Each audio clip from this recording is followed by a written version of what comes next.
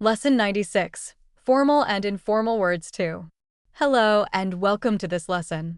Today, we are going to continue looking at formal and informal words with a focus on very informal language, including monosyllabic informal words, clippings, and slang. Understanding these will help you recognize informal English in everyday conversation, films, and popular media.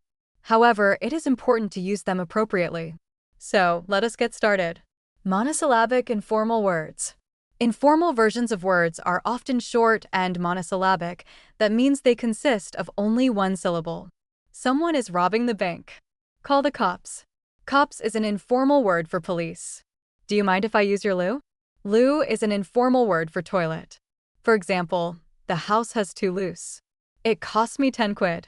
Quid is an informal word for pounds, British currency. I will help you peel the spuds. Spuds is an informal word for potatoes. My bike has been stolen. Bike is an informal word for bicycle. I always go by tube. Tube is the informal word used for the London Underground. His dad spent 10 years in the Nick. Nick is an informal word for prison. I will get a cab from the station. Cab is an informal word for taxi. Clippings. Shortening a word tends to make it less formal, though these forms are acceptable in a wide range of contexts. I will meet you in the lab. Short for laboratory. She works for a tech company. Short for technology. What is on telly tonight? Short for television. Have you seen that mag? Short for magazine. We should put an ad or an advert in the paper. Short for advertisement and newspaper. Can I use your mobile? Short for mobile phone. And I need to phone my brother, short for telephone. There is milk in the fridge.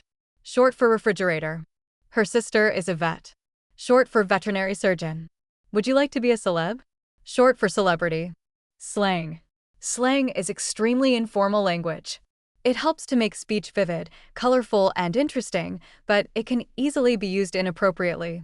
Slang is mainly used in speech, but it is also often found in the popular press and in literature.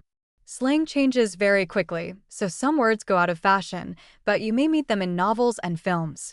Some slang expressions may cause offense to some people, so it is important to be careful. Here are some examples you may hear or read. Expressions for money include dosh, readies, and moolah. Expressions for food and drinks include nosh, grub, sarnie, which means sandwich, and cuppa, which means a cup of tea. People obsessed with computers or other equipment can be called a nerd, a geek, or an anorak. For jobs, we have quack for doctor, shrink for psychiatrist, the old bill for the police, and squadai for a soldier of a low rank. Language help. If you are interested in slang, you can find more examples in films or in the tabloid press. However, it is probably safest to keep it in your passive rather than your active vocabulary. That means it is better to understand it when you hear it than to use it yourself, especially in formal situations. So, that is our lesson on formal and informal words, part 2. These informal words, clippings, and slang expressions are common in everyday English, but it is important to use them appropriately and to recognize the level of formality required in different situations.